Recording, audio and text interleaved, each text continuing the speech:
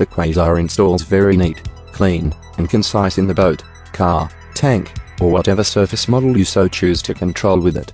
The lightweight GPS module is aerodynamic to be installed on the outside of a carbon fiber boat. Plastic and fiberglass boats can have the module mounted inside. The voltage telemetry terminals are tapped into the capacitor bank. Quite simple, and new heat shrink wrapping is applied.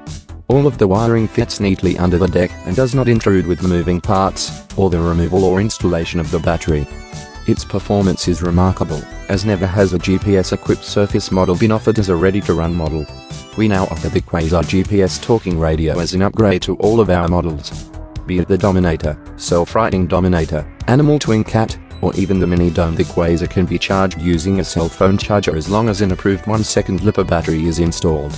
That makes it very convenient to freshen its charge in an automobile or even a desktop computer. Never worry about using a phone app or extra module to buy that is not waterproof. Enjoy the excitement of GPS speed tracking as well as voltage monitoring at a glance, and if that is not awesome enough, a voice simulation periodically tells you speed, voltage, signal, and many other commands. The Quasar